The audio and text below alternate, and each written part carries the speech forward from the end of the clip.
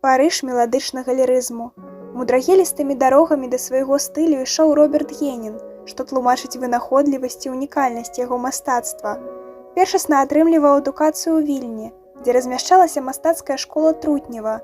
Далей 2 гады вучыўся ў адэскім мастацкім вучылішчы.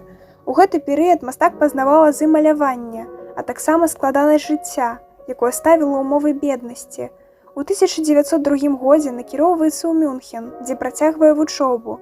Тут Роберт Генін пачынае жыць паміж 2 гарадамі, бо часта ездзіць у Парыж, які цягне творчасцю Пюві де Шавана.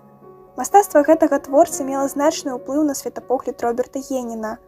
У 1905 годзе пачынаецца пчаліная частка біяграфіі мастака. Ён селіцца ў Вуллі.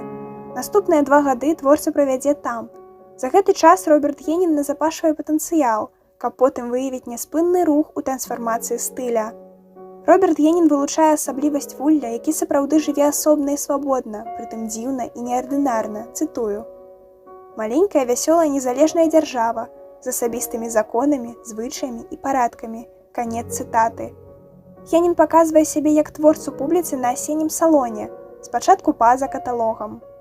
Парыж запомніў яго патаемным і загадкавым, а мастак зноў накіроўваецца ў вандроўку, няспынна шукае натхнення, ладзіць персанальныя выставы, а таксама сутыкаецца з вайной, якая пакідае адбітак на яго творчасці. Праз 22 гады Роберт Генін вяртаецца ў Парыж. Ідылія ўспыхвае фарбамі, але захоўвае лірычнасць, якая выяўляецца канстантай у зменлівасці манеры. Творчае знаходжанне мастака дэманструюць Парыжу яго творы на персанальных выставах, якіх было 2 на другім этапе французскага жыцця Геніна. Углядаючыся ў карціны мастака можна пачуць ціхі спеў, які хавае салодкае замілаванне і шэпт скрытых пакутаў, вецер падарожжаў і патрабаванне рытма, дынамічнасці жыцця, без якой мастак не ўяўляў сябе.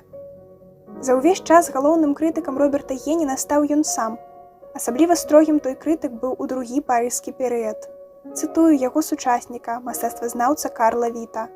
Пакутаваў ад фобіі выстаўляць свае работы праз страх, што не зможа апраўдаць чаканні мастацкага свету. Канец цытаты. Сціплы геній размаўляе са светам сімфоніяй, лірычнай плынню музыкі, у рытмах ударных абставінаў і выбухнога свету, што характарызуе яго як музыку, які балансуе паміж сотнямі ўкладзеных сэнсаў.